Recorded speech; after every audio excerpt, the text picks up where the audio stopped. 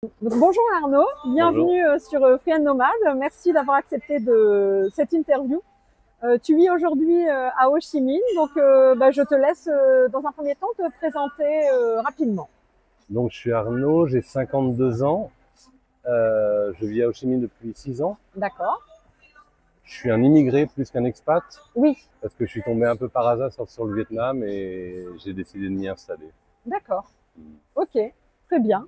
Et du coup, tu es installé ici, tu travailles ici? Oui. D'accord. Donc je suis psychothérapeute. D'accord. En one-on-one et coach en entreprise. D'accord. J'étais artiste pendant 15 ans en France. Oui. Je me suis formé au coaching ensuite et j'ai mixé l'art et le coaching et donc je bosse pour des boîtes vietnamiennes essentiellement. Ah, d'accord, cool. Oui. Donc je travaille sur l'intelligence émotionnelle, oui. l'innovation et la créativité. D'accord. Et puis du team building. Ok, donc tu vas venir coacher des managers d'entreprise, des ça. dirigeants, toute la population. C'est ça. Ah top, super intéressant. Ouais. Ok. Et tu es ici depuis 6 ans. Tu voyageais beaucoup avant de t'installer au Vietnam? Non, je suis parti un jour de chez moi, j'ai tout vendu. D'accord. Dans une quête de sens. J'aimais ce que je faisais en France, mais pas l'administratif et toute la lourdeur du système. D'accord. Et donc un jour, je suis parti en voyage en vendant tout pour 1 an avec une ex-compagne. D'accord. Et voilà, la vie m'a emmené au Vietnam par hasard et j'ai eu des réponses de ma quête existentielle du moment au Vietnam. Top. Parce qu'en fait, j'étais prêt à changer de métier complètement. Oui, ok. J'étais prêt à être boulanger les 20 prochaines années de ma vie s'il fallait. Et en fait, le Vietnam m'a donné la réponse que c'était pas le métier qu'il fallait changer, mais l'endroit où je le faisais. Ok. Et j'ai commencé à bosser par hasard avec des Vietnamiens et j'ai adoré ça. Ouais. J'ai trouvé que ça avait profondément du sens. Et puis petit à petit, j'ai décidé de m'installer. Super, top. Belle expérience. Ouais, magnifique. Et donc tu as mis combien de temps? Donc quand cette idée a mûri, donc de tout vendre, de partir, combien de temps ça t'a pris entre le moment où tu as souhaité le faire et le moment où tu as pu mettre en place ton départ? Très très rapidement, en fait, j'avais pas de bien immobilier. Ah oui, ok, ouais. Donc j'ai vendu juste les affaires, on a vendu nos effets personnels, on était en location. Oui. Donc ça a été très vite, 2 mois peut-être. Ah oui, d'accord. Avec 3 ou 4 vides-greniers. Oui. Le temps de préparer un peu l'itinéraire, on est parti en porte-container. D'accord. De Marseille parce qu'on voulait voyager lentement, on avait 1 an et je voulais pas prendre un avion et aller vite. Et j'avais en mémoire qu'on pouvait voyager en cargo porte-container. D'accord. Mais je ne savais même pas ça. Et que c'était drôle de voyager avec tous les produits du monde qui polluent sans avoir d'empreinte carbone du coup parce que eux ils voyagent en fait. Bien et donc sûr. on a passé 3 semaines de Marseille à Dubaï. Ouais. Sans internet, sans écran et juste entouré de l'océan, enfin de la mer en l'occurrence. Ok. Ah, c'est une expérience de folie, ça. Incroyable. Ah oui, J'ai adoré. Ah oui, j'imagine. C'était vraiment aussi une dimension de reconnexion, parce que j'étais un peu addict aux écrans. D'accord.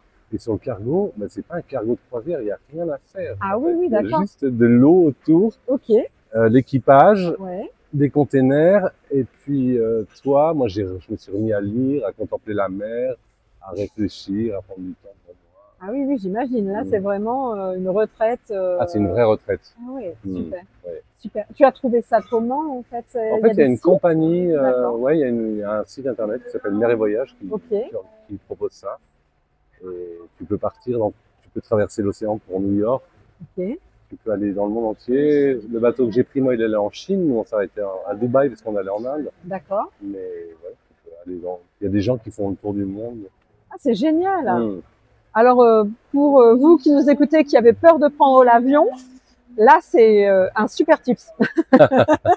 Un peu plus lent. Un peu plus lent, mais en tout cas, on y arrive. C'est ça. C'est ça. Marseille-Dubaï en 3 semaines. Ah oui, carrément. Super. Super. Mais ça passe très très vite. En fait. Oui, j'imagine. Oui, et puis c'est une expérience de vie. Ah oui, incroyable. Ouais, c'est clair. Ok. Et donc à ce moment-là, donc tu es parti, donc d'abord pour 1 an et finalement pour t'installer, pour peut-être pas la vie, mais en tout cas tu y es toujours. Comment ont réagi tes proches, ton entourage, ceux avec qui tu vivais? En fait, ils étaient plutôt contents. Moi, j'avais jamais imaginé vivre à l'étranger, en fait. Oui. Jamais. Et en même temps, la chose drôle, c'est que les mois avant que je parte, en fait, j'avais besoin de m'enraciner parce que j'ai déménagé 30 fois dans ma vie. D'accord, ok. Et je me disais, j'en ai marre, je vais m'enraciner. Et d'un coup, j'ai une intuition qui me dit, pars. Ah oui. Donc, il y avait une sorte de conflit à l'intérieur. Et en même temps, j'ai réalisé en voyageant que mes racines étaient avec moi, en fait. Et que c'était pas un endroit particulier. Et ça a fait sens, du coup. Donc, mes amis et proches, ma famille aussi étaient contents. Ça fait un spot pour aller voyager. Oui. Globalement, ils ont trouvé super que la vie m'amène là. Et moi, j'étais vraiment aligné avec ce projet. Donc, les gens étaient plutôt contents, soutenants. Ah, c'est super. Ouais. C'est top. Ok. Et du coup, qu'est-ce que ça t'a appris sur toi-même, en fait, ce départ? Ça m'a appris que j'écoutais beaucoup mon intuition, parce que mon départ, il est basé sur une intuition de tout vendre. Ça m'a appris que j'avais tellement de choses à apprendre en arrivant sur la planète Vietnam, par exemple, et puis dans les voyages. Avant ça, on a voyagé 3 mois en Inde, un peu en Indonésie, en Thaïlande. Et oui, j'ai réalisé que j'avais tellement de choses à apprendre du monde et que ma vision française était vraiment toute petite et que c'était merveilleux d'élargir tout ça à travers d'autres cultures. Et vraiment, je me sens toujours sur une autre planète au Vietnam, même après 6 ans. Oui. J'étais marié 5 ans avec une femme vietnamienne, donc j'ai vécu une famille vietnamienne. Je bosse qu'avec des Vietnamiens, mais je suis toujours surpris et dans l'apprentissage. D'accord. Et qu'est-ce qui est compliqué quand on change tout comme ça, quand on change de vie? Est-ce qu'il y a des choses qui t'ont paru compliquées? Pour moi, non, parce que tout s'est passé de manière assez organique, en fait. D'accord.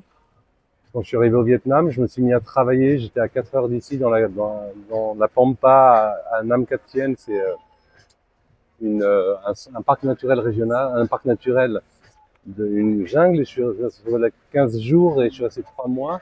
Les gens venaient à mes workshops tous les week-ends, de Saigon, de Hanoï, de partout. Je suis reparti, après j'ai continué mon voyage en France, à La Réunion, et je suis revenu l'année d'après, et tout s'est organisé tellement bien que tout était fluide. D'accord, super. En arrivant, j'ai rencontré ma future femme, on s'est installés ensemble, elle faisait le même métier que moi, donc il y avait aussi un environnement. Bien sûr. J'avais déjà créé un réseau la première année avec des gens. Oui. Tous les stagiaires qui sont venus à mes workshops. Et puis, mon ex-femme avait un réseau aussi. Et oui. Du coup, ça a été plutôt simple. Le plus compliqué, c'est la compréhension du monde dans lequel on est. En même temps, c'est mon boulot. Moi, j'étais coach et je suis psychothérapeute. Donc, mon obsession dans la vie, c'est de comprendre les gens, les comportements, les cultures. Donc, c'est pas vraiment challengeant. Oui, je comprends. Oui, finalement, ça t'a pas fait peur outre mesure. Non, au contraire. Le Vietnam est un pays vraiment chouette, paisible, super safe. Les gens sont gentils. Pour moi, il y a juste des choses après la lune de miel qui me sont apparues comme toutes les lunes de miel. Bien sûr. Comme le bruit, par exemple, auquel je me suis pas encore habitué tout à fait. Mais globalement, j'aime vraiment ce pays. Ouais. Et si tu devais décrire ta vie ici en 3 mots, ce serait quoi? À chaque fois presque que je bouge en scooter, je me dis mais quel kiff d'être en sandales et en t-shirt toute l'année. Oui, c'est vrai. Et ça, je déteste les chaussures et ça, c'est pas rien au-delà de la température, mais je sais pas, je sens un symbole de liberté quand je suis en scooter et qu'il fait 30 degrés. Des fois, c'est trop la saison sèche, mais donc liberté, plaisir de travailler avec les gens ici, vraiment, parce que j'apprends en thérapie, j'apprends la culture à travers mes patients. Ah oui, bien sûr. Donc ça, c'est incroyable. Et puis en coaching, quand je bosse dans une banque vietnamienne et avec des gens qui veulent faire de la thune, et qui se crament parce que ils sont comme nous il y a 40 ans, quand on était dans les débuts du capitalisme, forcenés un peu, et que je leur dis mais le capitalisme c'est la maladie, ils me regardent comme ça. Et en même temps, il y a je suis pas en mode du tout néocolon et j'apprends tellement, et je trouve qu'il y a des beaux partages à faire et des beaux équilibres à créer entre Ouest et Est. Oui, d'accord. En fait. Et puis j'apprends la résilience et la flexibilité. Ici, oh my God. Moi, je me posais des questions existentielles pour trimballer un frigo dans ma bagnole, alors que j'avais une bagnole. Possible, Ici, c'est ça. T'as un scooter, un frigo, et tu te poses pas de questions. Mais non. Au pire, 2 scooters, un frigo. Hein. Et je souris toujours quand je vois un frigo passer devant moi en Mais scooter. oui, c'est clair. Et c'est un fascinant. pare-brise, comme ça, entre 2 mecs. Et c'est beau, et ils sont orientés solutions. Exactement. Quand nous, on est orienté problème. Exactement. Bah là, c'est clairement et ça. c'est vraiment un bel apprentissage, parce que du coup, ça m'a beaucoup transformé. Je crois que j'étais un peu comme ça, c'est ce qui m'a touché dans cette culture, mais ils sont à un niveau MBA, moi j'étais à un niveau 3e, quoi. Je pense que tu veux dire. Flexibilité. Super. Et donc, quand tu es arrivé ici, tu as dû donc te faire un réseau social professionnel et également un réseau social personnel, recréer un environnement. Comment tu t'y es pris? Alors, le réseau pro, il s'est fait naturellement parce que les workshops étaient organisés par une Vietnamienne. D'accord. Donc, j'ai rencontré plein de monde et donc, un peu un système de publicité, peut-être? Elle faisait du Facebook. Oui, c'est essentiellement ça au Vietnam. Et Instagram peut-être, et puis bouche à oreille. Oui. Donc ça, le réseau pro, je me le suis fait comme ça. Le réseau perso, je me le suis pas fait pendant des années parce que j'ai décidé de pas venir à Tha O Dien, qui est un peu le ghetto des expats ici. Et je vis dans une famille vietnamienne et j'ai décidé de pas rencontrer trop d'expats. D'accord. Donc c'était challengeant parce que l'amitié au Vietnam n'est pas la même sur les mêmes postulats que notre amitié. C'est-à-dire qu'il y a peu de partage d'intimité. D'accord. Donc, et puis les amitiés hommes-femmes, par exemple, ça, c'est tabou ici. Oui, ça ne m'étonne pas. On voit beaucoup de groupes, effectivement, que de femmes, que d'hommes, d'amis, mais finalement, pas trop de groupes mélangés. Et encore plus quand tu es marié. Et moi, j'avais l'habitude d'amitié avec des femmes en France depuis que je suis né, et c'était normal. Et 80% de la population de mes workshops c'est des femmes avec qui j'aurais pu être ami. Et du coup, les amitiés étaient restreintes. Et puis, l'absence de partage d'intimité, effectivement, moi, parler de la pluie, du beau temps, des bagnoles et... Oui, c'est comme parler à son voisin. C'est ça. C'est pas de l'amitié. Donc, du coup, j'ai fait un peu le vide dans ma vie amicale. J'avais mes amis en France avec qui je parlais, mais pendant 5 ans. Et c'était bien, en même temps, paradoxalement. Parce que ça m'a permis de m'immerger vraiment dans la culture vietnamienne, avec des patients vietnamiens, que des clients vietnamiens.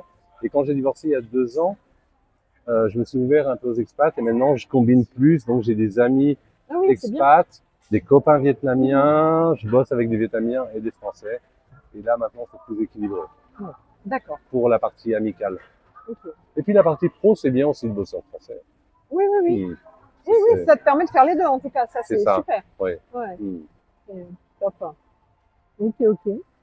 Et est-ce que tu te verrais partir vivre ailleurs, dans un autre pays, ou retourner en France? Enfin voilà, comment tu vois l'avenir? La France, certainement pas. Parce que je suis un peu de loin ce qui se passe et puis les retours des copains qui vont en France et j'ai l'impression que l'Europe est un peu ici, c'est en pleine croissance à tout niveau, pas que économique, et que l'Europe, à mon sens, est un peu sur le déclin. Et je sais pourquoi je l'ai quitté et je l'ai pas fui à l'époque parce que j'avais pas prévu de m'installer ici. Mais non, je n'y retournerai pour rien au monde. M'installer ailleurs, ça n'aurait pas de sens parce que j'aime profondément cette culture. J'ai un réseau, ça prend du temps de créer un réseau pour ce que je fais parce que je suis pas expat, je suis immigré, donc il a fallu créer mon activité. Tout à fait. Et que mon activité ici, c'est un peu chelou parce que c'est des trucs qui n'existaient pas beaucoup avant ou pas du tout. D'accord. La partie coaching, je suis le seul au Vietnam à faire ça. Et la partie psychothérapie, c'est vraiment tout nouveau. Et puis il n'y a pas de bouche à oreille ici. D'accord. En fait, on vient voir un thérapeute en bout du bout. Mais avant, ils ont vu un magnétiseur, un sorcier, un acupuncteur. Tout le monde, et c'est vraiment dans le désespoir qu'ils vont voir un thérapeute.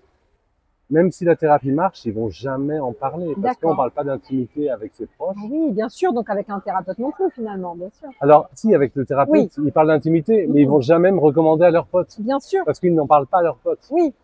Et donc, du coup, il y a besoin en permanence de faire de la com pour toucher cette population vietnamienne qui ne fait pas du tout de bouche à oreille, quoi D'accord. qu'il arrive. Ok. je pense. Donc, du coup, ça m'a appris à faire beaucoup d'éducatifs Mhm. sur les réseaux sociaux. Chaque semaine, je poste 4 fois sur Instagram, LinkedIn, Facebook. J'ai arrêté TikTok parce que ça devenait fou, mais en même temps, c'est du travail pédagogique que j'aime faire. Mais voilà, je me sens bien ici, j'ai aucune raison de partir. Après, je voudrais trouver un équilibre plus entre ville et nature dans mon fonctionnement.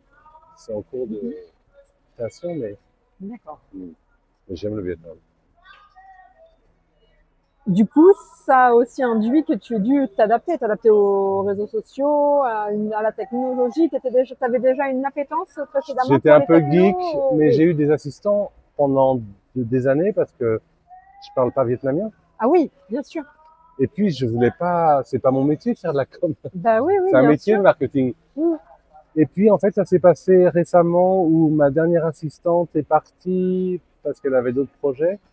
Et puis, je m'y suis mis. D'accord. Et puis, j'ai bien aimé. En fait, je fais pas du marketing, je fais du soft marketing, je crois que ça s'appelle. C'est-à-dire que c'est plutôt éducatif. Oui. Et les gens viennent parce que mon contenu les touche plus que acheter on vend pas de la thérapie, en fait. Non. D'accord. Oui. Mais, donc voilà. Donc, je me suis formé, moi, pendant des années où j'envoyais du contenu, je voyais comment elle faisait. Bien sûr. Et puis, je me suis mis.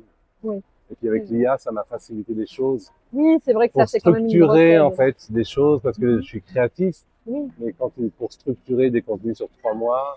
Bien sûr, il faut faire un calendrier. C'est ça, c'est l'assistant qui me manquait depuis 20 ans. D'accord. Pour ranger ma tête. Oui. Et ça me permet de plein de choses. Oui. Super. Oui. Top.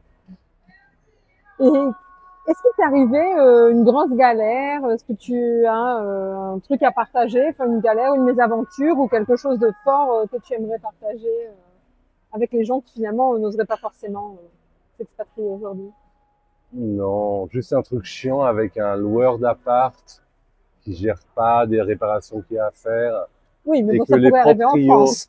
Ouais, mais les proprios ici ont vraiment le pouvoir, quoi. D'accord. Et s'il y a aucun recours. Okay. Et c'est un micro-problème, en fait. Oui. Autrement, non, j'ai pas eu de problème du tout. J'ai essayé vraiment de prendre soin de m'intégrer à tous les niveaux, à prendre soin des gens, des relations, à prendre soin des lois. Oui. J'ai un peu compris petit à petit ce qui était cohérent de faire sans me renier du tout. Oui. Et en même temps, du coup, ben, non, j'ai pas eu de problème. Ok. Top. C'est super. C'est assez rigolo parce que voilà, enfin, on le dit souvent à chaque fois, mais parmi tous les gens qu'on interviewe, ben, les gens ont souvent la même réponse en fait. Non, pas de galère majeure, un petit truc qui aurait pu arriver tout à fait ailleurs. Et oui. Ça, c'est génial quand même. C'est top. Ouais. Si aujourd'hui tu avais un conseil à donner à quelqu'un qui voilà, est tout dans sa vie et a envie de partir, de s'expatrier ou de changer de vie même, hein, pas forcément ou en tout cas de tout quitter, de reconstruire ailleurs, quel serait-il? Après, je crois que c'est vraiment l'intuition est importante. Parce qu'entre si je veux m'expatrier, mais que j'ai pas un projet ficelé et que je rêve un peu sans connaître la réalité, moi, tout s'est fait un peu en suivant le flow. D'accord. Et en écoutant ce qui se passait. En écoutant mes intuitions. Donc, à partir de je crois que tout le monde peut tout potentiellement. Oui. Et que c'est important d'aller vers nos rêves, juste pour prendre le temps d'avoir un peu une image globale et de pas trop rêver, parce qu'il y a plein de gens ici qui viennent avec des rêves et qui se plantent parce que ils n'ont pas pris le temps de voir la globalité de l'écosystème, que c'est une nouvelle planète, que tu montes pas un café ici comme à Paris ou à Lyon ou à Marseille, mais que tout est possible en même temps. Il y a des possibles incroyables. Moi, je me sens plus libre ici qu'en France. Oui. Et je trouve que la liberté d'entreprendre ici est plus grande qu'en France. D'accord. Donc, il y a des milliards de choses à faire. Après, il faut être créatif aussi. Donner un conseil, c'est compliqué. Non, mais j'en suis consciente. Mais suivre son intuition, en tout cas, et écouter ce qui se passe et prendre les infos, vraiment. Il y a des gens qui disent je voudrais m'installer au Vietnam, ils sont jamais venus par exemple. Ah oui, non, mais c'est Donc déjà, incohérent, venez passer bien un sûr. mois là pour sentir si le pays vous plaît, Mhm. parler avec des gens et puis maintenant on a des outils de communication vraiment faciles où on peut se renseigner sur plein de Oui, tout à choses. fait. Si on a des questions, des gens ont déjà eu la même, donc il y a des réponses aussi Tout à et fait. creuser un peu Mhm. le sujet. Et puis, c'est des pays qui sont vraiment ouverts de plus en plus. Là, les politiques de Vietnam, au Vietnam changent. Il y a même le droit d'avoir un passeport vietnamien maintenant. Ah oui, Ça vient d'accord. d'arriver, mais il y a 1er juillet la Ah loi. oui, ok. Top. Alors ça, c'est C'est inespéré. génial. Ouais, Donc, ouais. on peut devenir citoyen vietnamien. D'accord. Donc, il y a vraiment une grande ouverture à plein Ouais. niveaux. Ouais. Ils ont soif de faire grandir leur talent et aussi d'en importer finalement. C'est ça. Donc, écouter son cœur, peut-être le plus grand, et son Ouais. intuition. C'est un très beau conseil en tout cas. C'est pas si simple parce que on a souvent plein de peurs qui nous empêchent d'écouter ça. Tout à fait. Bah, c'est vraiment ça en fait. C'est la peur. Après, voilà, la peur de quoi. Mais chacun a sa peur. Par La peur de rapport à l'inconnu, son- c'est la peur la plus universelle et la plus grande chez les humains. Oui. La peur de l'inconnu. Donc partir à l'étranger, faire une autre chose, c'est il n'y a pas de plus grand inconnu, enfin de plus grand inconnu que ça. Ouais. Bien Donc, sûr. mais en travaillant, moi j'ai pas eu à travailler dessus, mais il y a des gens qui font du coaching, de la thérapie, et les peurs, c'est juste des peurs, donc on peut Oui, on travailler peut dessus travailler dessus effectivement. et les transformer et passer. Ouais. Tout à fait. Mm. Super. Bon, en tout cas, cet échange était vraiment intéressant. Merci beaucoup Arnaud Avec pour plaisir. ton échange d'expérience. Tu as, voilà, encore une histoire incroyable ici au Vietnam. Donc, c'est assez différent des autres interviewés parce que là, tu as créé une activité dans la relation humaine. Donc, c'est pas un commerce où les gens viennent en clientèle externe. Là, tu as vraiment donc un échange avec les Vietnamiens. Tu travailles avec les Vietnamiens. Donc, c'est aussi une superbe expérience et pour nous un super retour à faire à nos auditeurs. Et les Vietnamiens sont vraiment friands de plein de nouvelles pratiques comme ça. Oui. Même si c'est dur à vendre parce que chant plus développement personnel, dans leur tête, ça n'existe pas. Ici, le chant, c'est le karaoké. Ah bah oui. Donc, il y a une sorte de bug quand tu dis chant et développement personnel, alors que j'ai fait ça en France en prison, en psychiatrie pendant des années, et j'ai vu à quel point ça pouvait être des leviers de changement. Mais voilà, c'est pour ça. C'est un peu comme si une boulangerie, tu t'installes avec une boulangerie dans un pays qui ne mange pas de pain. Oui. Et moi, j'ai eu ce sentiment avec mes deux activités. Je comprends. Donc, les gens sont méfiants au début, ils viennent, et puis petit à petit. Mais je suis toujours le seul boulanger. Alors, pour la psychothérapie, non. Mais pour la partie coaching, je suis toujours le seul boulanger. Ouais. Donc, il y a besoin de temps que les gens prennent goût et se rendent compte que c'est facile. Oui, oui. Et oui. Mais quand ils goûtent, ils sont contents. Super. Bah, merci beaucoup en tout Avec cas. Plaisir. Et n'hésitez pas à nous suivre pour plus d'histoires d'expatriés sur tous nos réseaux, donc YouTube, Instagram, TikTok et Facebook. À bientôt.